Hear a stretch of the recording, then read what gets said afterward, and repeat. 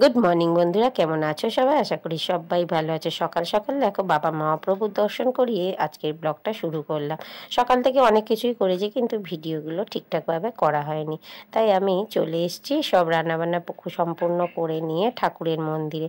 ঠাকুরের মন্দিরটা আজকে আমার দায়িত্বে ছিল। তো যে পুজো দেয় সে আজকে বাপের বাড়িতে গেছে, তো আমাকে বলে গেছিলো যে 3-4 দিন আমাকে এই পুজোটা দিতে হবে। তো যাই হোক, আজকে আমি সকাল সকাল ঠাকুরের মন্দিরে চলে এসেছি। আর ঠাকুরের মন্দিরে এসে পরিষ্কার করে নিলাম প্রথমে ফুলগুলো, তারপরে মুছে নিয়েছি, নিয়ে ফুল টুল সাজিয়ে নিচ্ছি। তারপরে আমি এবারে ঠাকুরকে ভোগটা দিয়ে দেবো, জল টলগুলো দিয়ে দেবো, দিয়ে বাতাসা বসিয়ে দিয়ে তারপরে শাঁখ ঘন্টা বাজিয়ে নেব। তো আমাদের ঠাকুরের মন্দিরটা না অনেক বড় আর অনেক জাগ্রত বাবা মহাপ্রভু। তো এইভাবেই দেখো পুজোটা আজকে করে নিলাম।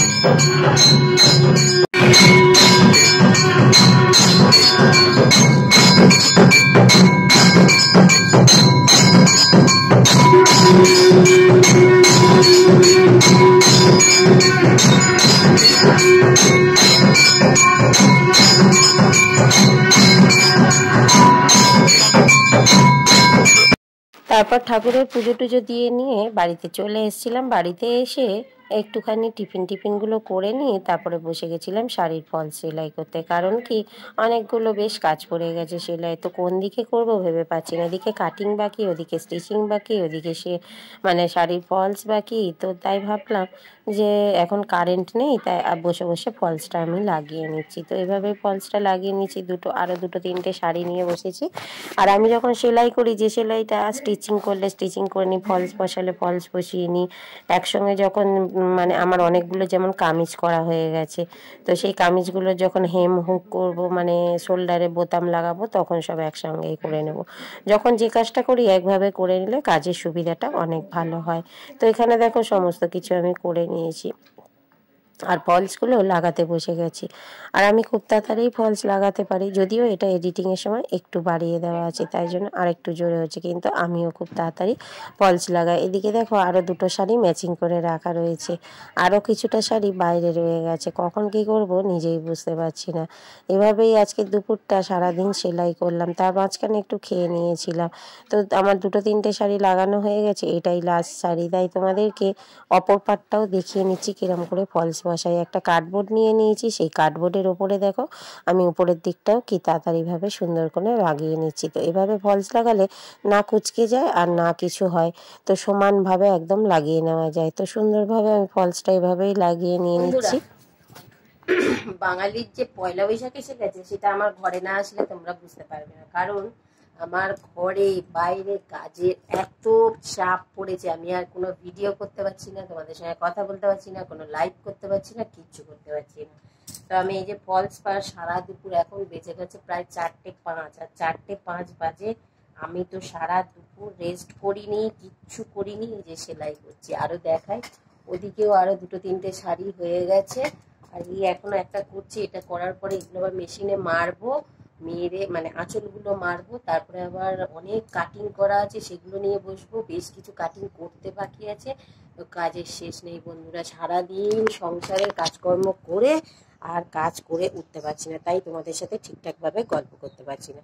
তো প্লিজ তোমরা আমার ভিডিওগুলোকে লাইক কমেন্ট করে দিও, পাশে থেকো। আর আমি কিন্তু যখন তোমাদের প্রোফাইলে যাব সবাইকে কিন্তু লাইক কমেন্ট করে দিয়ে আসবে। তো চলো, টাটা। তারপরে দেখো শাড়ির আঁচলগুলো মুড়বো বলে, তো শাড়ির যে ব্লাউজ পিসগুলো ছিল সেগুলো কাটিং করে নিচ্ছি। সেগুলো কাটিং করে নিয়ে তারপরে চলে যাব মেশিনে। আজকে সেই সকাল থেকে মোটামুটি 12টা 12:30টার দিক থেকে আমি সেলাই বসেছিলাম, মাঝখানে শুধু খেয়েছিলাম, বাকি টাইম কিন্তু সেলাই করেছি। তারপরে চলে গেছি মেশিনে প্রথমে শাড়ির আঁচলগুলো মেরে নিয়েছি। শাড়ির আঁচলগুলো মারতে কিন্তু বেশ খানিকটা সময় লেগে যায়, ম্যাচিং করে সুতোগুলো প্রত্যেকটা শাড়িতে লাগাতে হয়, তার আবার সেগুলো সরু সরু করে মুড়তে হয়। তারপরে আবার কিছুটা শাড়ি পিকোতে দেওয়ার আছে, সেগুলো আবার দোকানে দিয়ে আসবো। যেগুলো আঁচল মেরে দেওয়ার থাকে আমি বাড়িতে মেরে দিই, আর যেগুলো আবার পিকোতে পাঠাতে হয় সেগুলো দোকান দিয়ে করে নিয়ে আসি। তো এইভাবেই দেখো সমস্ত শাড়িগুলো আজকে করে নিচ্ছি। মোটামুটি শাড়িগুলো সব করে নিয়ে রেখে দেবো। আর অনেক সময় কি হয় যে অনেকগুলো শাড়ি পরলো, হয়তো 6টা শাড়ি বাড়িতে মারতে হবে, একটা শাড়ি দেখা যাচ্ছে পিকো করতে হবে, তখন আবার সেটাকে আলাদা করে রাখতে হয়। তার ব্লাউজ পিসগুলো কাটি, সেগুলো আবার ব্যাগের মধ্যে মধ্যে, না হলে আবার একের অন্যের শাড়ির সঙ্গে গন্ডগোল হয়ে যায়। অনেক কিছু চিন্তা ভাবনার আছে, শুধু সেলাই করলেই হয় না। তো দেখো মোটামুটি পরপর শাড়িগুলো আমি করে নিচ্ছি, আর সবটারে দেখো সুতো বদলাতে হচ্ছে, সেই জন্য না বড্ড অসুবিধা হয়ে যাচ্ছে। তো যাই হোক, মোটামুটি এভাবেই আমি আজকে সারাদিন শুধু সেলাই সেলাই সেলাই সেলাই করলাম আজকে। তো কোনো কাজই ছোট নয় আমি যে বলি। আর এখন আমার খুব বেশি কাজ নেই, হসপিটালটাও এখন বেশ কিছুদিন ছুটি ছাটা চলছে, সেই জন্য আর তেমনভাবে হসপিটালে যাচ্ছি না বলে বাড়ির কাজগুলোতেই বেশি গুরুত্ব দিচ্ছি। কারণ সবটাতেই কিন্তু মানে মোটামুটি টুকটাক হলেও কোনো কাজই তো ছোট নয়, ছোট মানে অল্প টাকাও টাকা, বেশি টাকাও টাকা। তাই হসপিটালে ডিউটি করে যে টাকাটা পাই সেটাও যেমন কাজে লাগে, মেশিনে সেলাই করে যে টাকাটা পাই সেটাও কিন্তু আমার সংসারে কাজে লেগে যায়। আর দেখো বেশ কিছু জামা কাপড় এখানে রেডি হয়ে গেছে, এগুলো সুন্দর করে গুছিয়ে ভাঁজ করা হয়ে গেছে। আর বেশ কিছুটা জামা কাপড় এদিক ওদিক কাটিং, কোনোটা এটা ওটা করে পরে রয়েছে। আর কিছু জামা কাপড় হয়েছে তার আবার হেম হুক বোতাম করা হয়নি। তো মোটামুটি এভাবেই আজকে কাজটা শেষ করলাম। আজকে আর কিছু দেখালাম না, ক্লান্ত হয়ে গেছি সেলাই করে করে, আর তোমাদের ভিডিওটা দেখতে ভালো লাগবে না। তারপরে দেখো আবার শাড়িগুলো সেলাই করে চুড়িদার সেলাই করতে বসে গেছি। প্রথমে চুড়িদার ঠিক বলবো না, এটা কামিজ ওপরে, ওপরের কামিজটা সেলাই করছি, আর কামিজের গলাটা ফার্স্ট করে নিচ্ছি। আর তারপরে গলাটা ছিল চৌকো গলা, তো চৌকো গলাটা আগে বসিয়ে নিচ্ছি। এরম করে দুদিকেরই গলা করব, এটা সামনে পিছন কিন্তু চৌকো গলা। আর একটুখানি দেখো সেলাই পরে এরমভাবে নোচ দিয়ে নিয়ে নিতে হয়, এটাকে বলে নোচ দেওয়া। তারপরে সুন্দর করে গলাটা কিন্তু বসে যায়। তারপরে আমি দেখো ওপর থেকে একটা চাপ সেলাই মেরে দিচ্ছি। এভাবেই কিন্তু আজকে দুটো কামিজ বানিয়ে নিয়েছিলাম, একটা কালো আর একটা লাল সাদা ফুল ফুল। তো তারপরে শাড়ি করার পরে এই দুটো কামিজ করে যখন উঠলাম তখন পা দুটো না একদম ফুলে গেছে, আর অনেকটা পা ব্যথা করছে। তো তারপরে আর রান্না করার ইচ্ছাই ছিল না, কিন্তু কি করব বলো, রান্না তো করতেই হবে।